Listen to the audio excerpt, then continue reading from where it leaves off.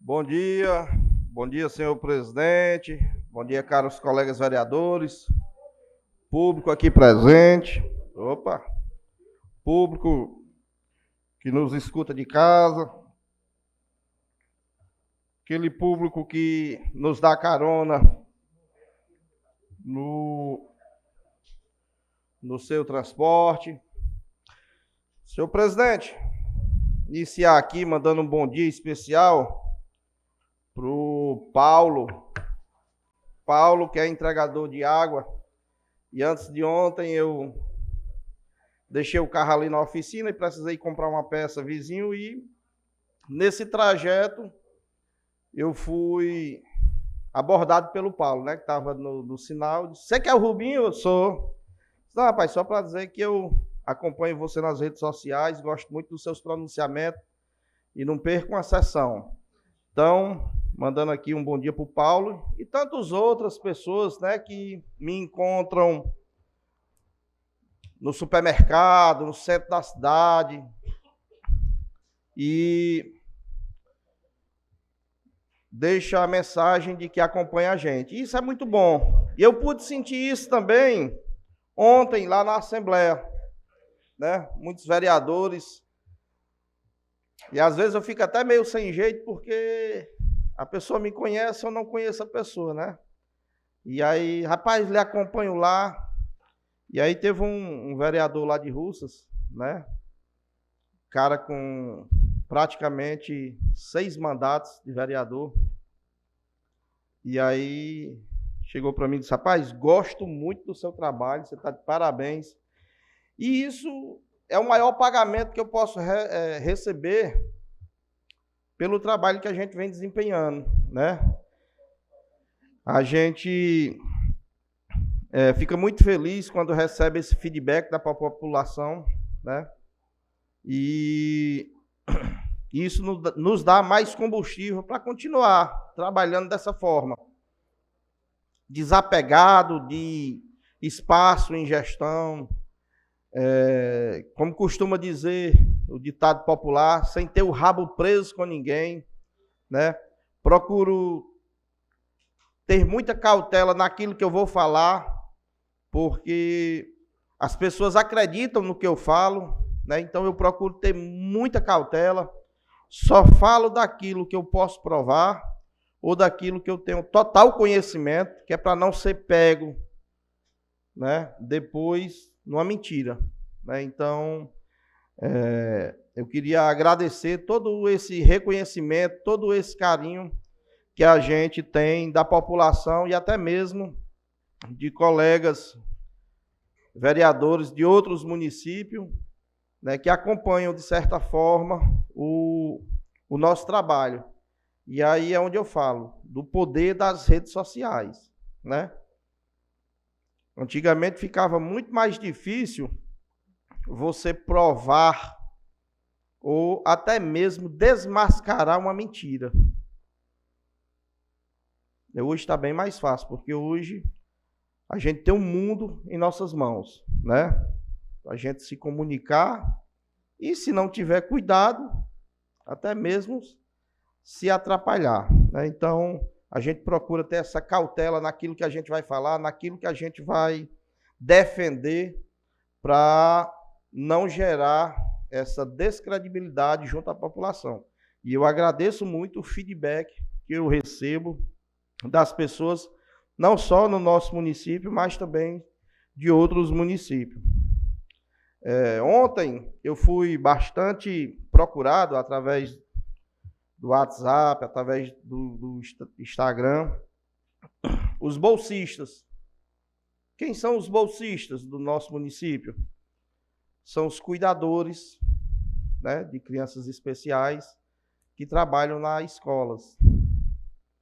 E o que é que eles me trouxeram? Rubinho, a gente está ali procurando, porque não adianta procurar o outro, porque você é quem fala.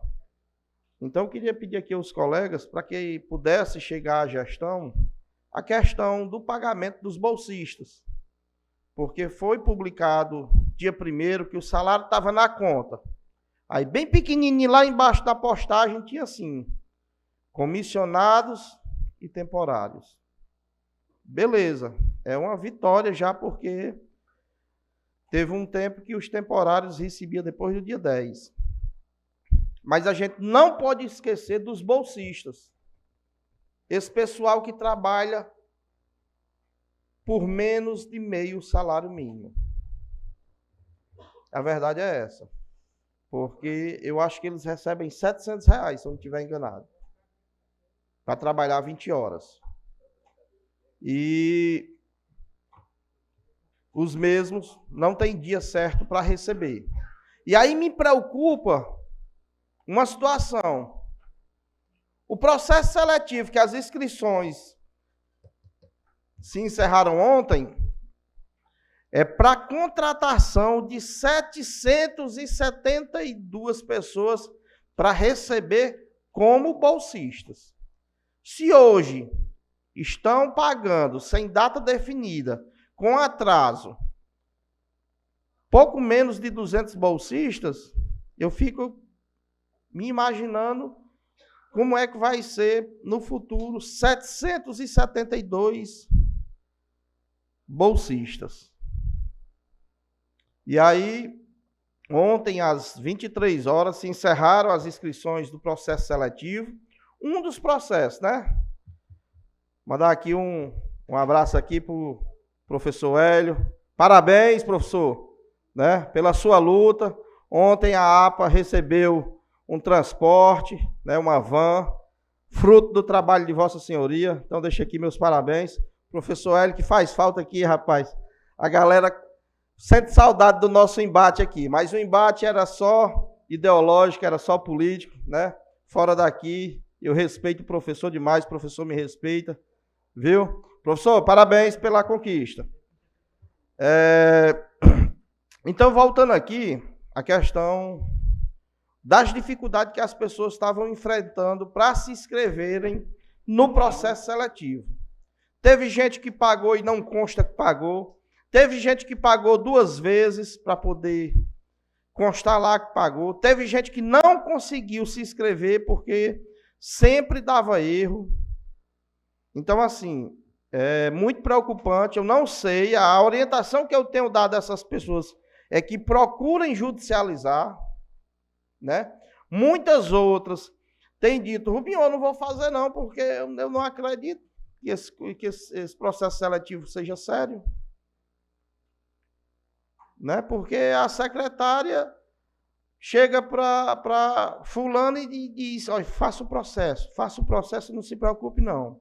E aí a gente não sabe se ela está só incentivando ou se ela está dizendo que a vaga da pessoa está garantida.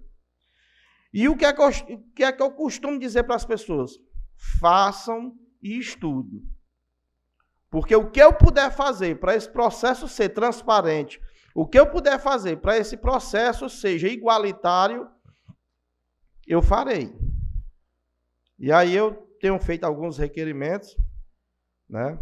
Vou pedir explicações à comissão e vou pedir para que o Ministério Público acompanhe. A gente, durante esses dias, a gente pesquisou vários processos seletivos, tanto feito pela mesma banca que está fazendo aqui, como por outras bancas. Então, a gente juntou o que é de erro e o que teve de acerto para a gente poder dizer, olha, faça dessa forma aqui, que tem tudo para dar certo.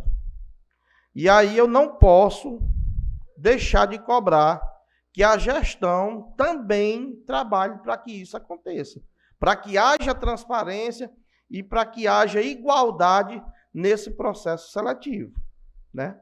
Até porque tem outros processos seletivos para acontecer, tem um concurso para acontecer, e eu não acredito que a gestão queira que tudo isso venha por água abaixo e que Limoeiro do Norte se torne capa de jornal por ter processos seletivos, por ter concursos públicos fraudulentos, né?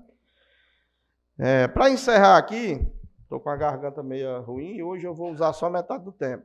Eu queria me solidarizar com os 85 profissionais que foram de forma, eu não vou dizer que seja arbitrária, mas assim, desumana, de forma desumana, foram desligados da prefeitura, né? São profissionais que deram a vida toda pela gestão, independente de quem fosse o gestor, que trabalharam, que vinham trabalhando e que, sem nenhuma possibilidade de ser estudado o problema de cada um, né? Porque a gente sabe que quando você está trabalhando aqui, que você ganha um valor X, você tem um padrão, você tem um padrão de vida, você tem, né, o seu orçamento do mês. E aí, assim, de repente, em poucos meses é tomado a decisão de ser colocado para fora e você ficar sem aquele recurso financeiro. Então, foi o que aconteceu aqui com 85 pessoas, antes de ontem, foram afastados do seu serviço, do seu trabalho, né, com a publicação do Diário Oficial. Eu confesso que eu não tive tempo de estudar direitinho a situação de cada um, mas eu tenho visto que algumas pessoas vão judicializar. Eu acho que o caminho é esse, é judicializar, né? Outras, por ter apadrinhamento político, não sofrerão, porque já foram criados os cargos comissionados aqui nessa casa para poder acolhê-los, né? Então, esses aí não precisa se preocupar, mas outros, pais, mães, avós, né, estão aí doentes. A verdade é essa, estão doentes com a atitude da gestão, né? E a gestão tenta fazer parecer que foi o Ministério Público que obrigou a fazer isso, e não foi. Aí foi a própria gestão que procurou o Ministério Público para poder acelerar essa situação. A verdade é essa. Meu muito obrigado.